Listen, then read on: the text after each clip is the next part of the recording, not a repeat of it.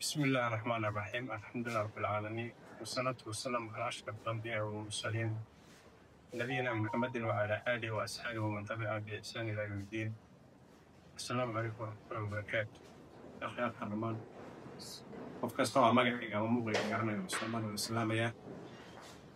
khaasatan dadka ka soo jeeda dowladdeegaanka Soomaalida Somali State khaasatan gobolka Qoraxay degmada Shilaabo waxaan rabaa inaan dhiibo kala aragti ugu jirto oo tala ah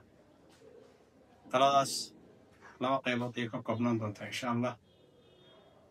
mid waxay ku socotaa dowladdeegaanka heer gobol heer degmo ilaa iyo heer qabale midna waxay ku socotaa qawaacidka degan degmada Shilaabo oo runtii meesha aan ka soo jeedana dowladda markaan ku hormaro dowladda waxaan dhihi lahaa waa ogsoon tihiin deegaanka Shilaabo waxaa ka jira saddex u dhexeeya qawaacilka meesha degan oo afar reer ah reerban reexayo runtii dhibaatadan waxaa asal u ah dhaqankeeyo أنا مدة في برنامج كأسان حرب لقيت جاي عن ملا بدن تيجي قضيان بدن كم سياسيين ومطر أو قال لا أقول تيجي أنا واحد ما بدن سياسة إذا نقال منك كلا حين لكن نبضون مركز في ريت الكوفية هاي وقواعد حدود اللي كان السر مركز حقيقة وتبدوها مسؤول كدولة دولة مركز عاوز يجيهم في هذا كبرتو inay dhulka leedahay mas'uulna ka tahay qof walba uu uga dambeeyo dowladda haddaan taa lahayn qabiilka guud jira meeshaas way taagnaan doontaa qalalaasiga qabaa'ilka meesha degan khaasatan degmada Shilaabo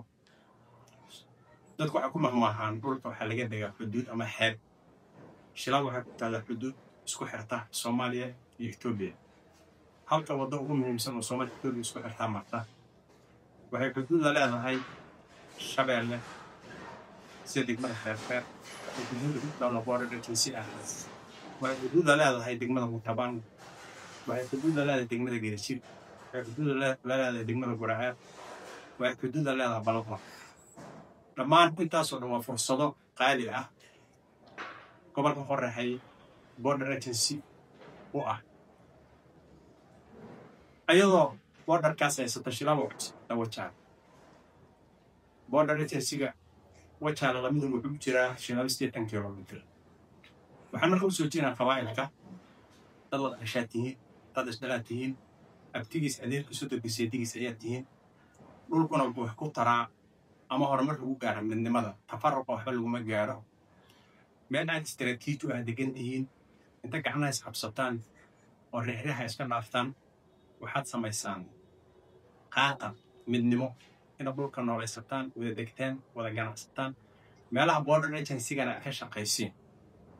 intaas ayaan isku soo koobaya insha Allah in mar rabo warku dheeraado dhammaanteena qof kasta oo maqalkayga muuqayo garna wada salaamu calaykum wa rahmatullahi wa barakaatuh